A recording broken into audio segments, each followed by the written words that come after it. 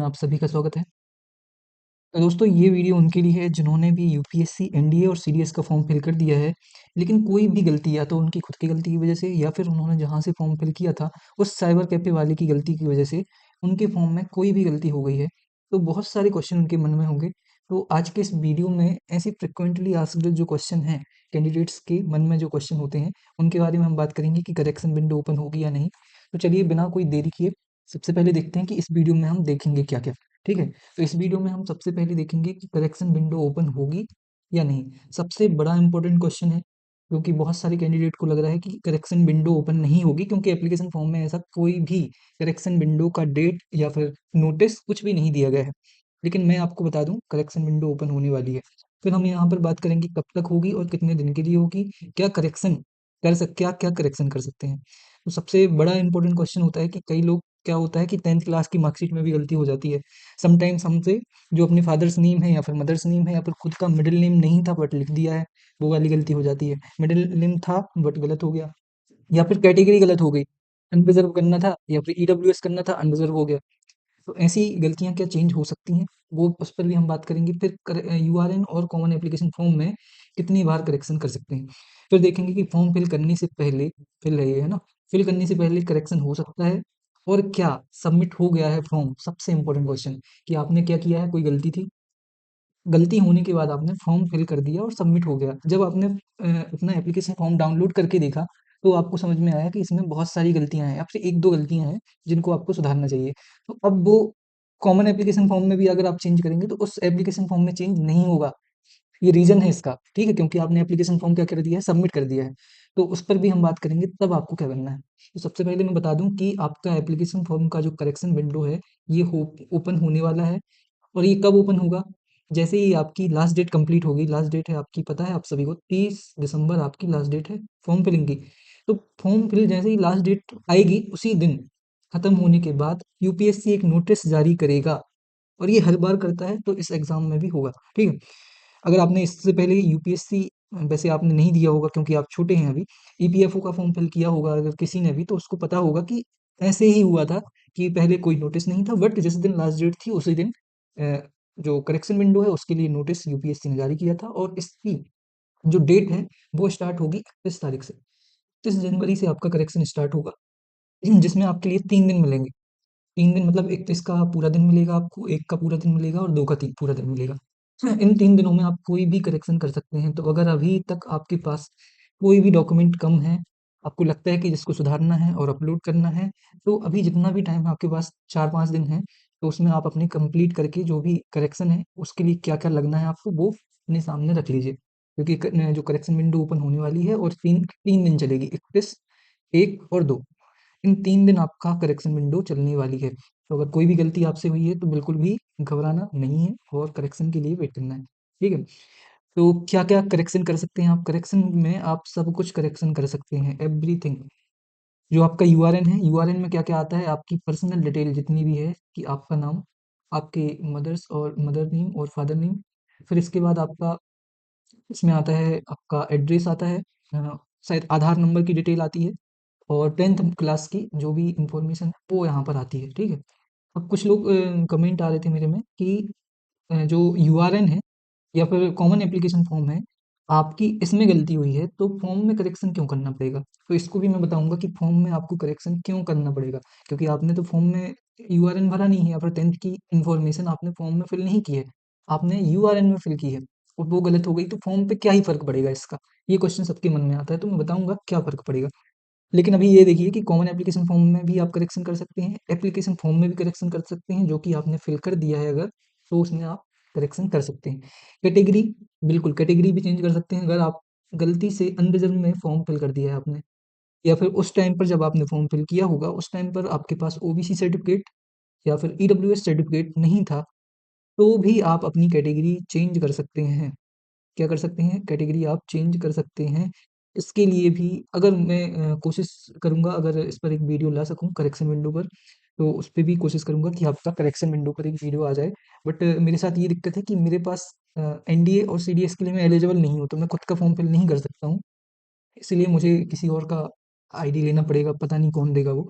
तो अगर मुझे किसी का आईडी मिला जो कि यूपीएससी का है, तो मैं इस पर कोशिश करूँगा कि एक वीडियो करेक्शन विंडो पर आए, ताकि आप सभी को कोई भी दिक्कत ना हो।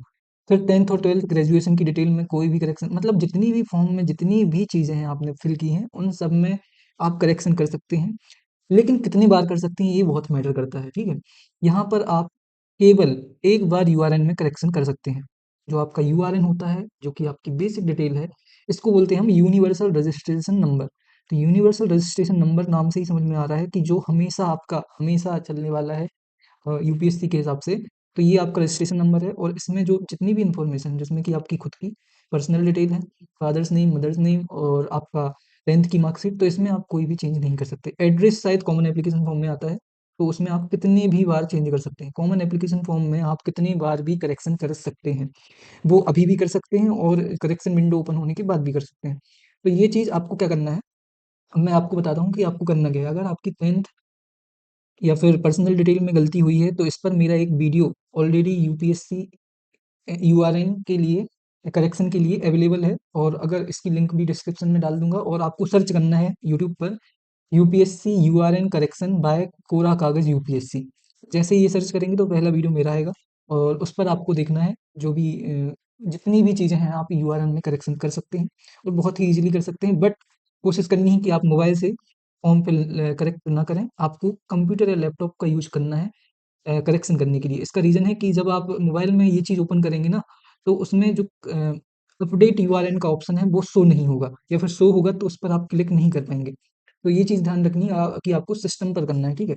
दूसरी चीज़, before and after form submission, क्या आप करेक्शन कर सकते हैं? तो बिल्कुल कर सकते हैं। अगर आपने फॉर्म अभी तक सबमिट नहीं किया है, तो आपको क्या करना है, सबसे पहले करेक्शन करना है, या तो यूआरएन या फिर कॉमन एप्लीकेशन फॉर्म पर, और उसके बाद आपको फॉर्म फिल करना है। लेकिन अगर आपने गलती से सबमिट कर दिया है फॉर्म, कि आपने पूरी करेक्शन चेक नहीं किया था, कोई गलती है या नहीं है, और आपने फॉर्म क्या कर दिया, सबमिट कर दिया, तब क्या करना है आपको?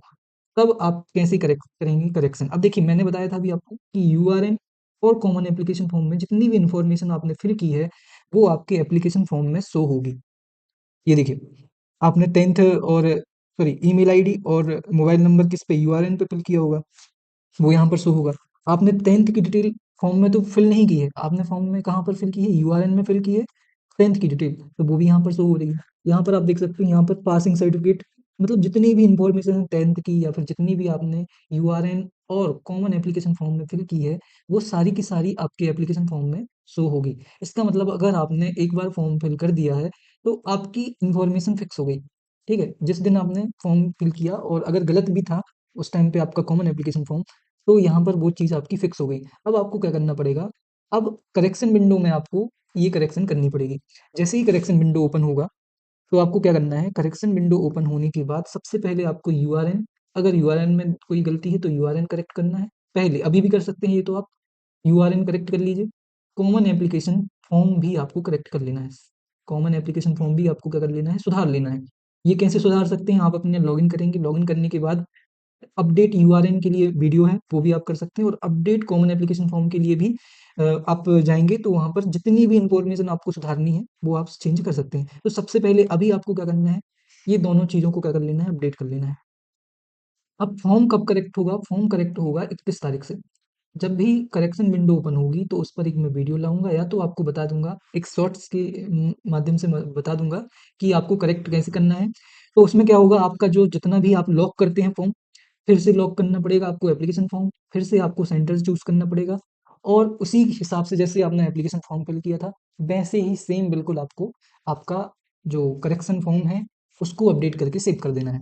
तो जितनी भी इन्फॉर्मेशन आप कॉमन एप्लीकेशन फॉर्म और सीएएफ में अपलोड करें अपडेट करेंगे, वो आपकी फाइनल फॉर्म सबमिशन में भी अपडेट हो जाएगी। तो ये पूरी यहाँ पर प्रोसेस है कि अगर आप इसमें करेक्शन करना चाहते हैं, इसमें, तो इसके लिए आपको वेट करना पड़ेगा 31 तारीख तक का, मतलब 30 तारीख के बाद आपका करेक्शन होगा। और अगर आप कॉमन एप्लीकेशन और यूआरएन में करेक्शन करना चाहते हैं, तो वो कभी भी कर सकते हैं।